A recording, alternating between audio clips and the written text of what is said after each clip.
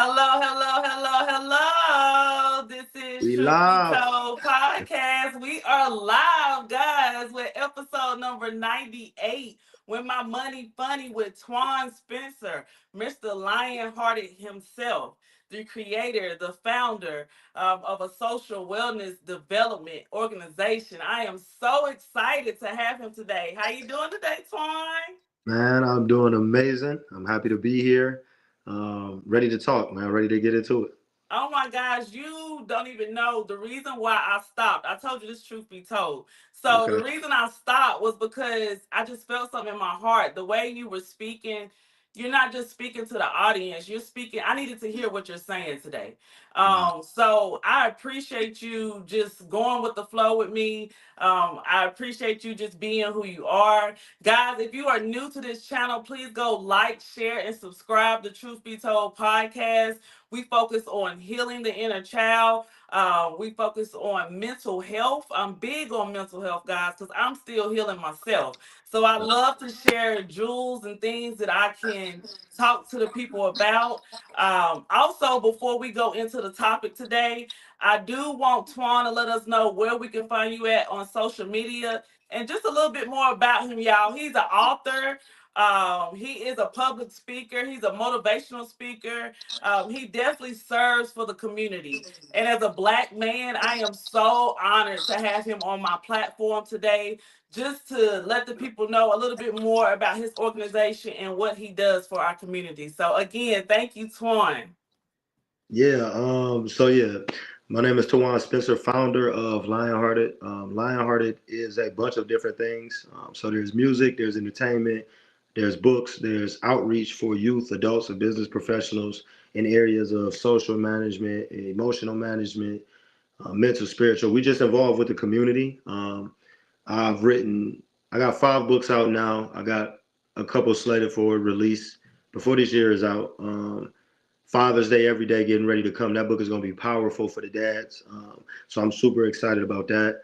But just being involved in the community, like I said, to be lionhearted is to be brave and courageous in the face of adversity.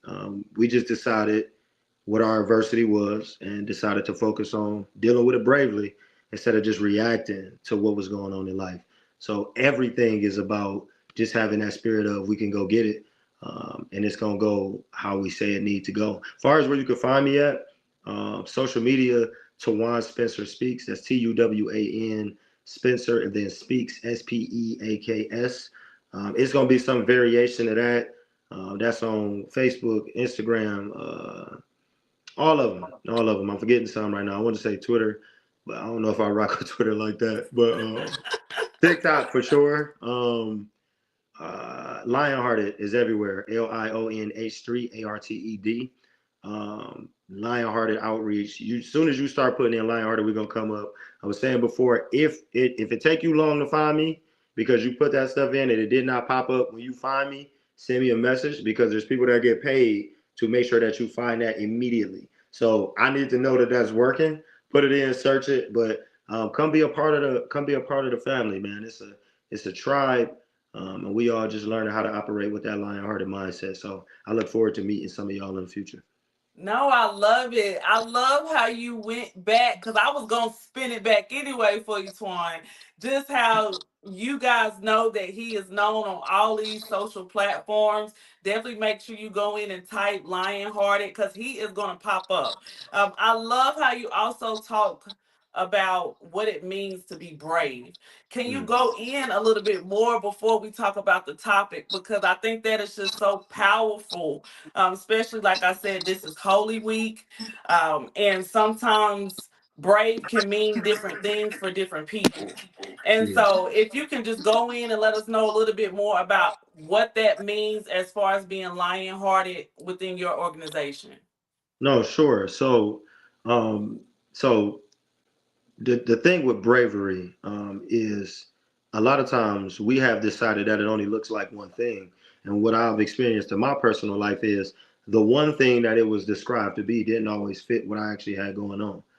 So when they tell you being brave is not reacting to situations, because men are supposed to appear stoic, we're supposed to appear immovable, we're supposed to the persona of whatever alpha means to whoever is saying it.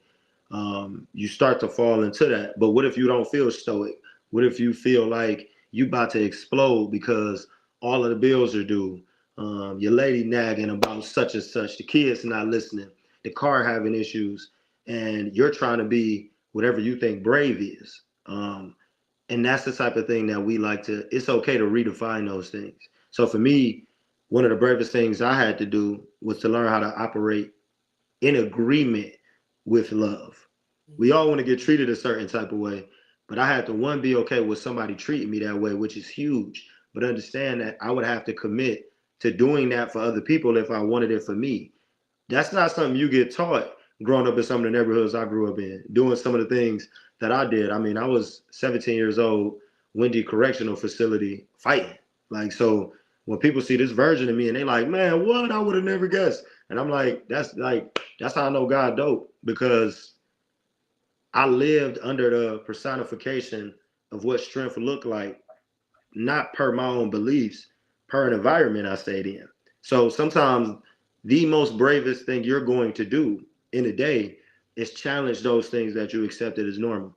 So that's what we do with Lionhearted, man. We roar in the face of adversity, man. We look at it and be like, yeah, I could be that, but I want to be this too. The most gangster thing I've ever done is take some of those same little boys that was following some of the same street codes, some of the same internal hurt, some of the same things that I was doing, and put them in line with a man, especially a black man, who not their uncle, who not their cousin, who not their dad, he not the stepdad, he just a black man that care.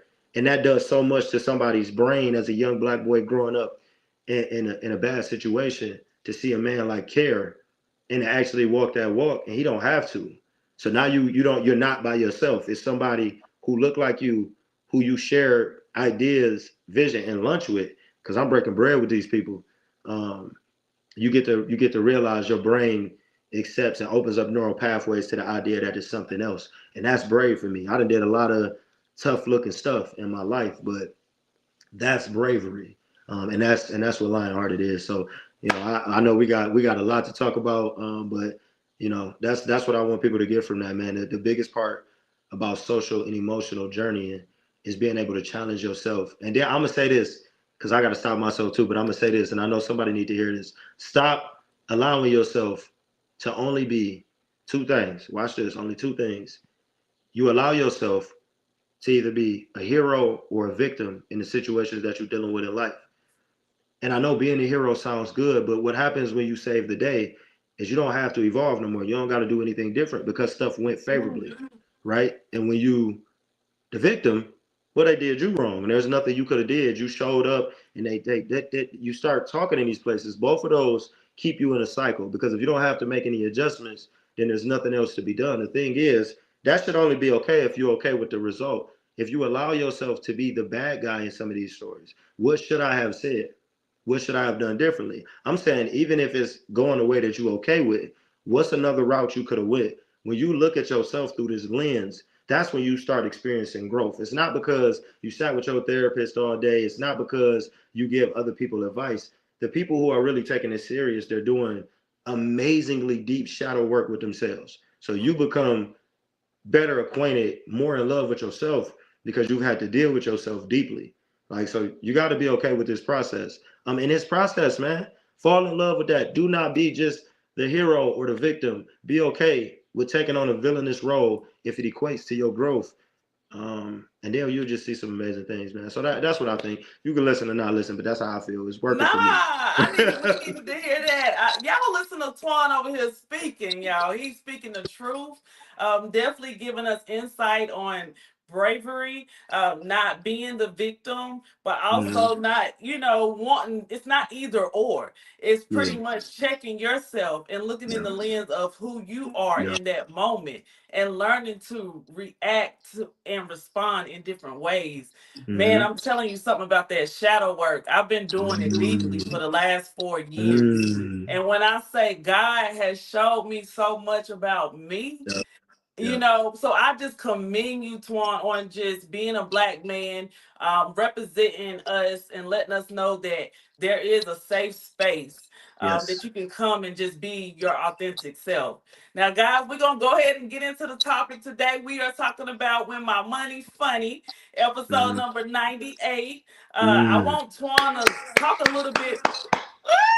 Yeah, I was about to say what you talking about. No, that's amazing. Episode 98.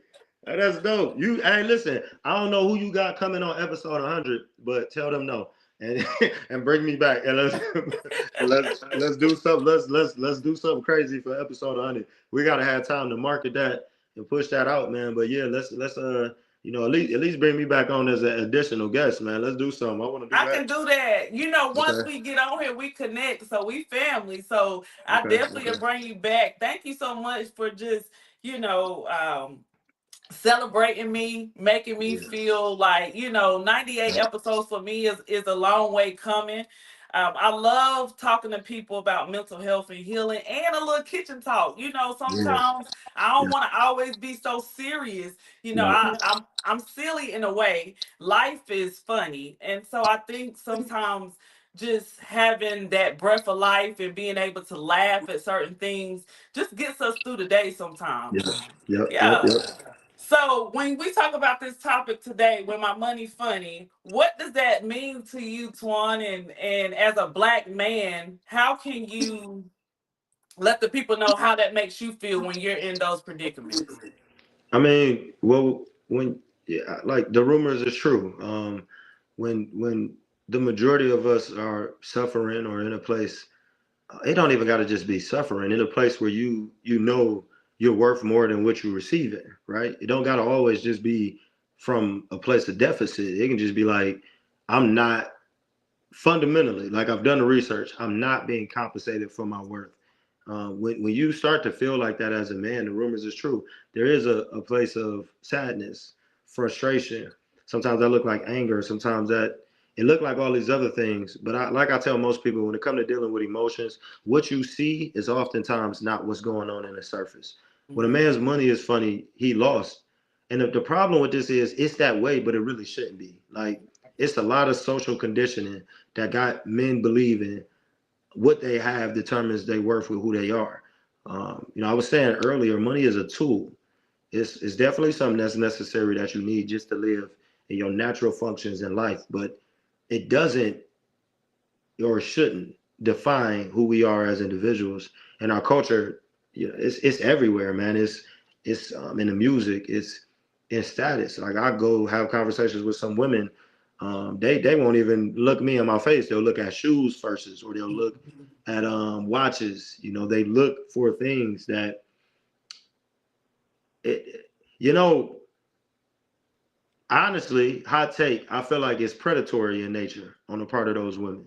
Hmm. Um, and I don't think it's because they mean to be a certain type of way, but since we are operating out of these spaces of trauma, we start to use material things to validate who we are instead of doing that additional work. So she looks for these things to equate for wealth or status so she can feel protected because the idea of emotional, physical, and spiritual protection is something that she may desire but don't know the work to do to maintain it. So she starts to look for proof of the existence of these things. And as a man, we yearn from that connection from people, from our loved ones, from our wives, whatever this dynamic may be. So we think these things make us appear to be more of something. So you got these people just trying to be whatever. So yeah, when that man money funny and you trying to have a conversation with him and he seems short, it is not about you. His mind is in his place, and the money will come, man. It's a tool and it is very seasonal.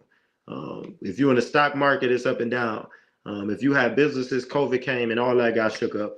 So Hmm. there's no way to guarantee that this thing is forever. So to tie your value into that, boy, that's crazy. But so many of us, that's what we dealing with. Yeah. So yeah, that's how I feel about the money funny. That thing definitely real. No, I love how you went into pretty much a mindset, and how the world looks at having money as a status quo. If you Yep. don't have money, then you can't talk to that man. Like you said, women are notorious. When you said we look at the shoes, we Mhm. do. Like that's like the first thing we look at. I knew it. Hey, no, I no, I. Man, I knew it. I got some homies that was like, no, you tripping. They be trying to be Mr. Lover Man. So everything is no, they would never do. They talk like poets. They do like, no, we would never. And then I said they be like that. So I'm like, nah, man, they do. So I needed that. Thank you. Appreciate that. Nah, God is you good. you validated, and Hmm. then on top of that, social media doesn't make it better. You know, look at the celebrities. We want to follow what the celebrities are doing, or what the Yeah. top people are doing with the most followers, and we feel like if we can't show that we're on this trip, or we got this Mm, latest bag, or we got yeah. this latest hairstyle, or guys showing off their watches, their cars, then we not in the limelight. And I think that one thing you hit on the nail was dead on. Like, money is a tool. Yeah. It's how you use that tool. But then also you talked about the shadow work. Yeah. And I want to go into that because both of us focus on wellness and development. Yeah. How did you get to this mindset? And before we go into that, shout out Trey the Glue. He is definitely on right now. Thank you for putting us What up, together. Trey? What's up, Trey? Yes. Straight So, A. Straight A. Yeah. That's what yes. I'm talking about. Definitely wanted to shout him out as another black man, just giving people that space, serving, definitely looking out for all of us. We appreciate you, Trey. Yeah, but before we go into anything, I want you to talk a little bit more about that shadow work because we both focus on mental health. And how did you get to a spot where you knew, like, especially when we're talking about, your money being funny, that you knew that you needed to do the work to understand why you feeling the way you feel. Like you said, when we be tripping, because we do be tripping. Like as a Mhm. woman, like I know I nag my husband all the time. Like but what you saying makes sense. Cause when his money funny, he got a little attitude. Like, and I'm like, what's wrong with you? Like I ain't did Money. nothing to you. It ain't It's the my money. fault. You better go figure that out. Like I think it's like so the first thing is this, like you got to understand when it's like that for that man, it's not to be away with the woman. It's like you become all consumed in that. You said something that was interesting to me, which I kind of wanted to touch on. The perception of this is how this is supposed to look. That stuff is you got dudes really believe in that. This, and you said this is your husband, right? yeah. This is your husband, and when the money is funny, y'all locked in, y'all married.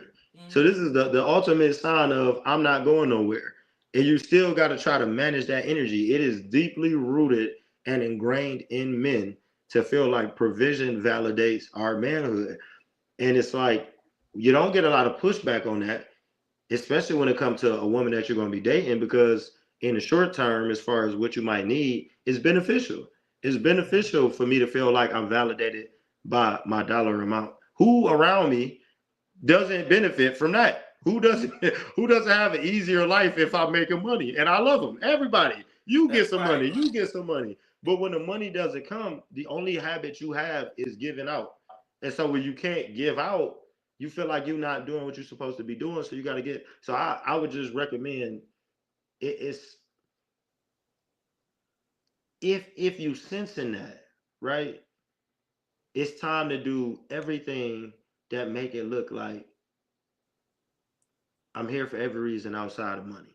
You know what I'm saying? Like it Right. would be the same as, this is my theory, and it's just how I feel, and it's something, I talk about a wife and all these other things in the future, and God was kind of dealing with me like, well, you need to make sure that you the husband that can appreciate that wife that you want.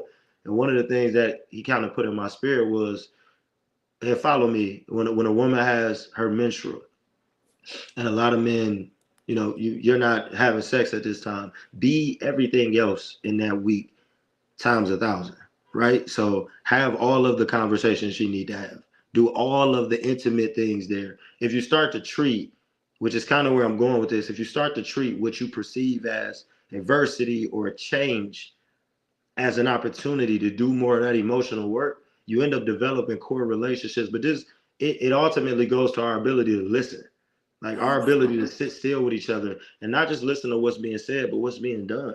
A lot of times people will tell you what they need. It's the emotion that you see is 9 times out of 10, and I'm gonna say that because I want to give it room for error, but I feel like 10 times out of 10, whatever somebody shows you is not really how they feel.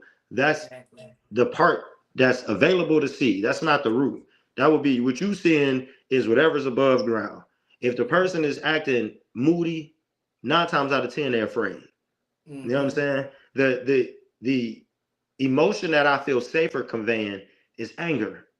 I, being unsure is vulnerability. So the likelihood of me showing that is lower. And to me, like, if it's a relationship you care about, when you notice that in your partner, male or female, but especially in the societal world as it pertains to what's expected out of men, you're supposed to be the most loving version of you that you are capable of doing. And when God puts you in that situation, stop looking at it as, oh, I got to tolerate what this man is going on. This is God stretching your capacity to love as a woman. Oh That's what's happening right God. now. Because now you got to be something for something you did not do, for something where if you've already married this person and decided to be around, you clearly don't care about. But that does not stop this from being real for that person in that moment. So it's like, get excited about the challenges. There's a quote that I have where I say, adversity is God's funding of your bank account of life to allow you to make withdrawals for your purpose. You have to Ooh. go through stuff that feel bad, stuff that don't make sense, stuff that you don't like. So when it's time for you to walk in the stuff you're supposed to walk in, you can be better equipped. So you're not, the people around you are supposed to teach you you. It's not your job to just fix people. You're supposed to create environments for people to heal in. Nobody's responsible for somebody's individual healing. So when you around people that's moody, that's upset, your patience is being stretched. Your ability to love in spite of is being stretched. It's not just about getting rid of people. Because you ever notice you get rid of people and then you end up with a different person, but the same spirit. But the So same spirit. Man, deal with what's in front of you. shout Deal with out to what's in front of Renita you. Osborne. She is on the mic, Twan. She said, "Good afternoon, y'all. I'm so excited that you are on here." Twan over here speaking, y'all. He is over here giving them jewels. Like, if I could drop the mic, I would be dropping the mic right now, because the shadow work that you're talking about, like the emotional part of knowing Mhm. who you are and how you keep talking about operating in love. Like, Yeah, Twan, that's God. Like, that's the God that's in you. God. You keep going back to those first fruits, which Yeah. within those, and I'm not gonna get religious on y'all, but Do I'm what you just got to letting do. y'all know God is real. And God is just definitely real. the thought that you are over here talking about knowing like how to love somebody, like you said, being married has stretched me so much, Twan. Like, Mm. my grandma, before I got married, she was like, "All right, baby, you're gonna have to bend." And I didn't know what that meant. I was like, "What she mean I gotta bend?" Listen, grandma had it because I've learned, and if I can be transparent for a second, I've learned it from mishandling it. No, I'm just gonna be honest with you. I was reflecting, and I meditate. I make time to talk to God, whatever that might look like for me in that moment. And He has showed me I've surrounded you with incredible women. You just mishandled a lot of them, and I mean, like, I started doing that as early as with my mom. You know what I'm saying? And it doesn't mean that these people did not do things that they shouldn't have done. It doesn't mean any of that. To be empathetic to what somebody else may feel does not take away from any of your feelings at all. So that's the first thing you got to get rid of. What'll happen is the people that's trying to care for each other, they ain't connected to the idea of what the team's supposed to be doing. So when you start talking about how you feel, I feel like you attacking me. And then when I start talking about how I feel, you feel like I'm not seeing who you actually are and who you actually worth.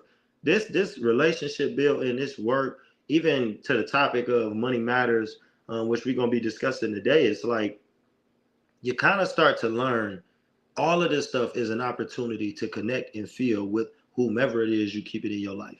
Everything. So when you said money matters, I was immediately like, I know that there's the aspect of it that's like, hey, you need the money, you got to take care of this.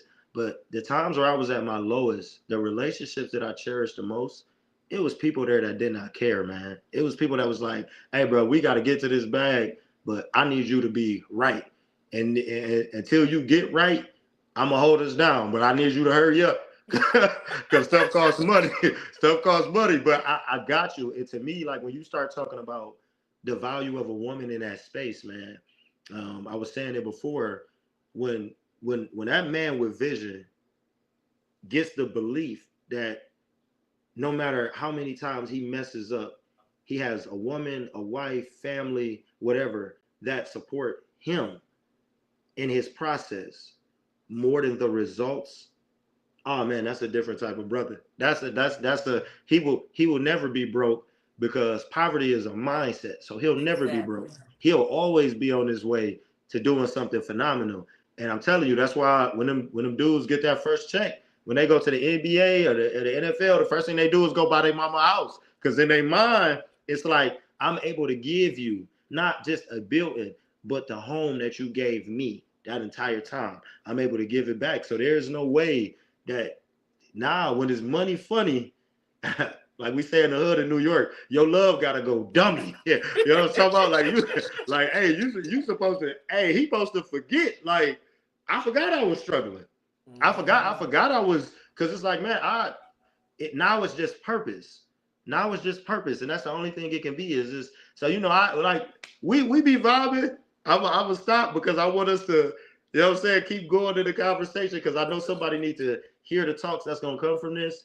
But I just want to say before we move forward that this episode is not about me trying to validate you doing anything that's absent of love. And love is patient, it's kind, it don't keep score. Love is essentially sacrificial. So if you feeling like you loving somebody when they money funny, you feel like you loving them when they up, remember it's gonna always be about sacrifice. And if you're not prepared to do that, you're not really prepared to love. So come on, let's go ahead and do this Guys, thing. I Come on. love it. Y'all, Twan gonna keep dropping the mic the whole time we talking. You see, I ain't even trying to interrupt him. I love how he's talking about from a man's perspective of how it when your money is funny, how that can play on your confidence. I Woo. love how you show us that money is a tool that we use and that it could be just more to what you feel on the inside Yeah. versus what you're actually showing. It's like a beach ball. It's like whenever you put it underwater and it splashes up and you get a different Mm-hmm. reaction. Like you Mm. said, you get That was angry. good. Yeah, Go you ahead, get. preacher. Go ahead.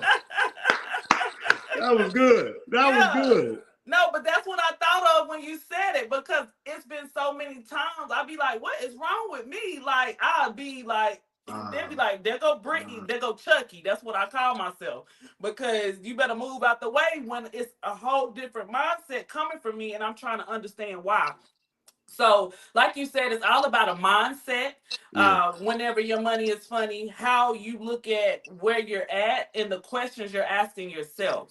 Mm-hmm. What are some tools, Twan, that you could give the audience that are struggling with the fact of when their money is funny and how to operate in love, but still be okay where they're at in that moment? What are some things that you can tell the audience?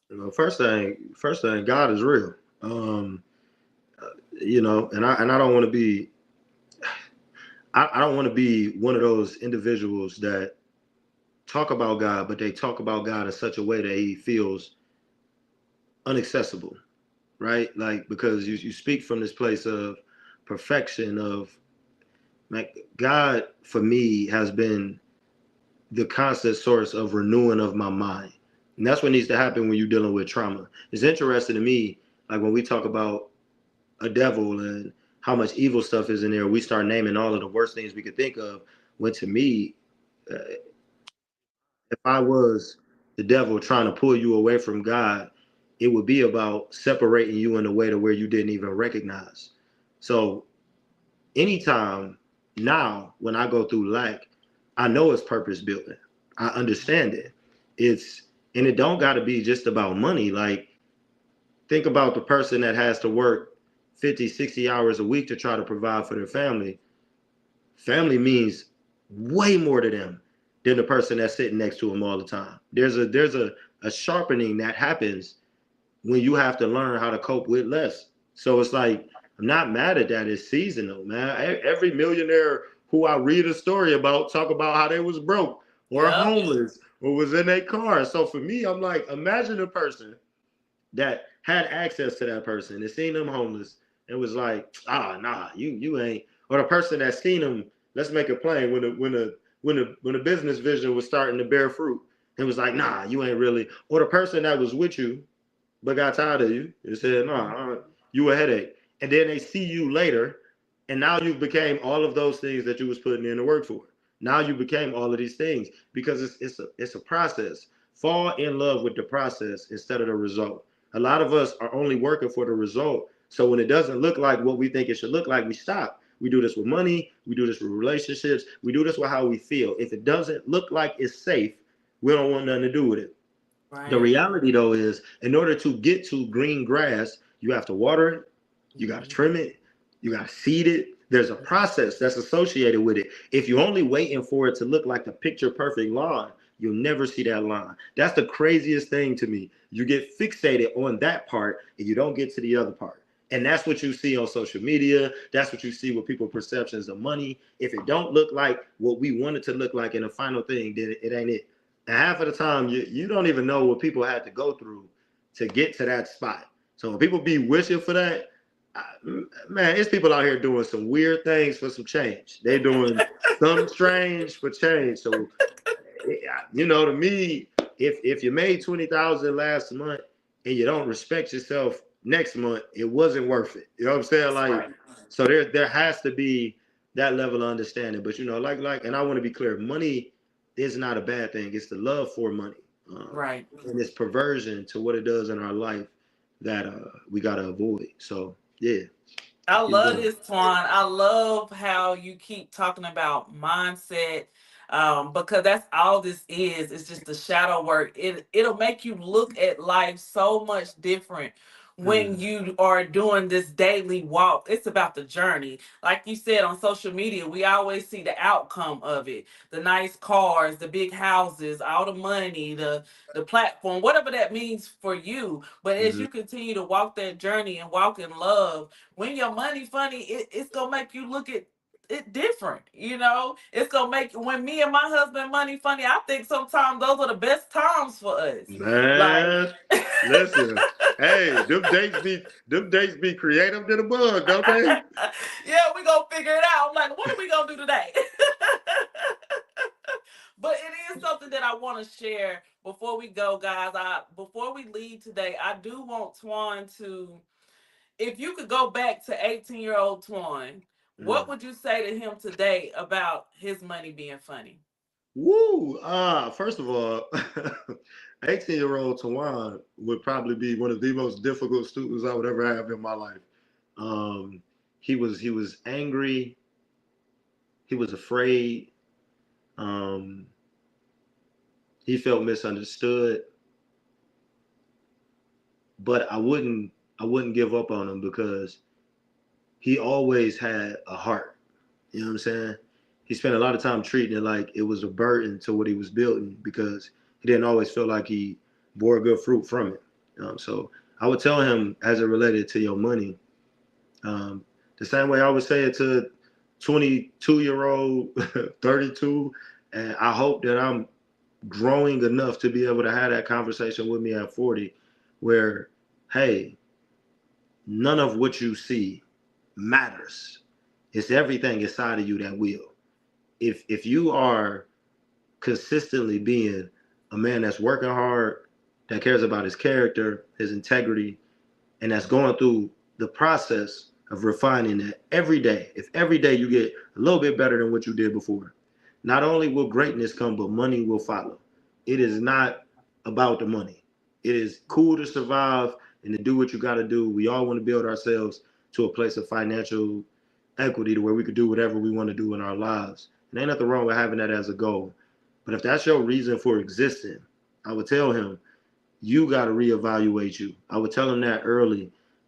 So when he becomes that older man, he treated like it's just a reflection of work he put in, and that's it. It don't mean anything else, man, because it ain't a dollar amount. Don't get it twisted. Them checks look good when they come. Um, but I will say, like, the dopest parts about me have nothing to do with money.